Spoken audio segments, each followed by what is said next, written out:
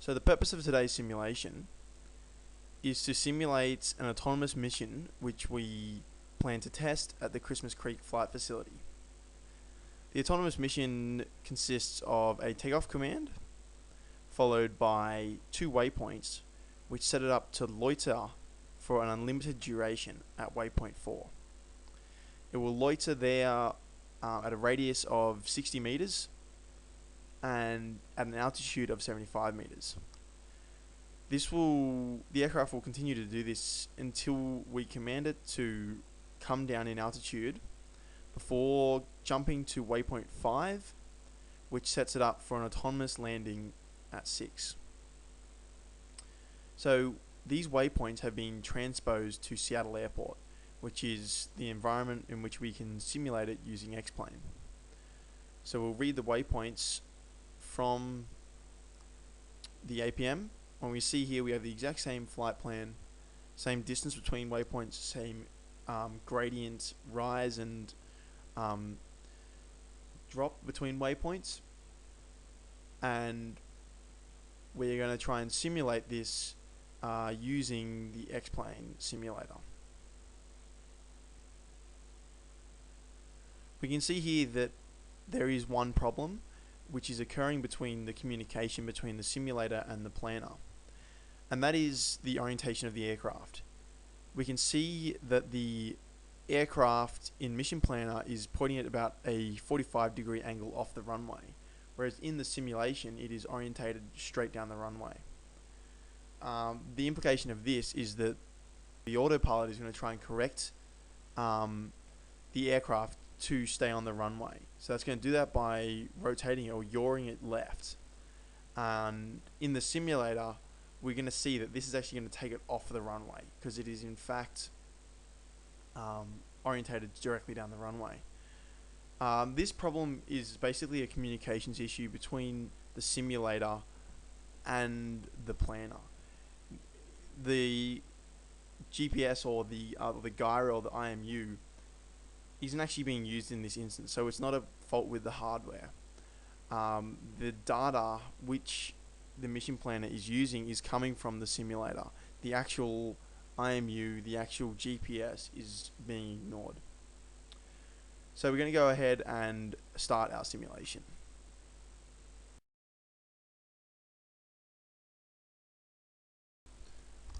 We are now going to run the hardware and loop simulation of the autonomous mission.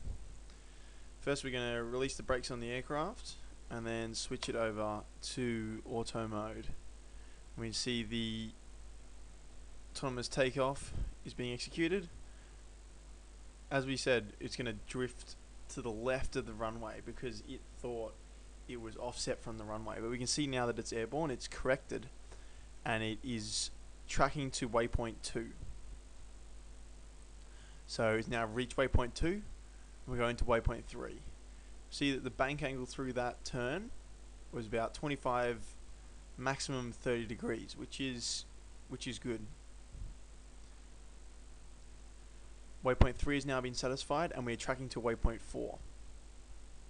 We can see here that the altitude around here is 50 meters and is now rising to meet the altitude of 75 meters. We also see that it doesn't track in the direct line. It is taking an outside path to enter into that loiter turn.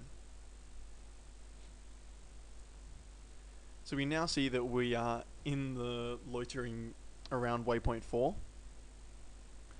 See the bank angle sitting at about 30 degrees. And our altitude is quite stable around 75 meters. So the aircraft will remain here indefinitely. We need to give it a command to exit this. We're going to use Mission Planner and our telemetry to do so. If in the field we did want to exit it, we could exit it manually using the transmitter. But I'm going to alter the altitude of waypoint 4, which is our loiter waypoint, to 60 degrees. So this is basically commencing our descent in altitude so that we can execute our automatic landing.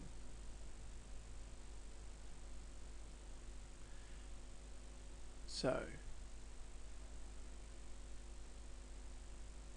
we have decreased. We're sitting around 55 degrees.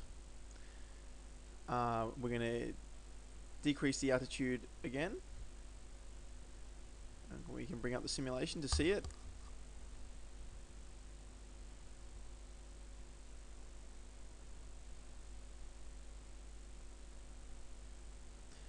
One thing which should be done here is to tune the throttle slew rate.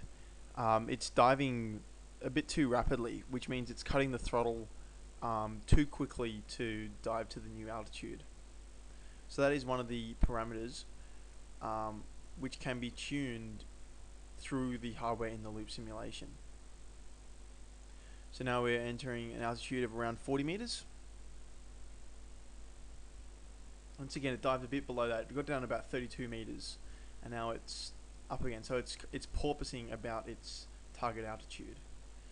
We're going to keep reducing the altitude, monitoring it in the simulation, and then we're going to jump to waypoint 5 to enter our autonomous landing sequence. Waypoint 5 is an altitude of 10 meters, so we want to get down a bit lower. So now I'm just decreasing in increments of 5 meters because we're getting close to the ground and we don't want to risk any aggressive changes in altitude.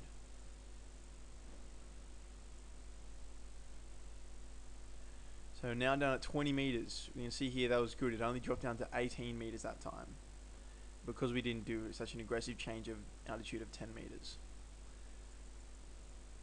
So lastly, down to 15 meters. We're starting to get quite low. So we'll let it regain and settle at about 15 meters altitude. And then we're going to do a jump to waypoint 5 by setting it as the current waypoint.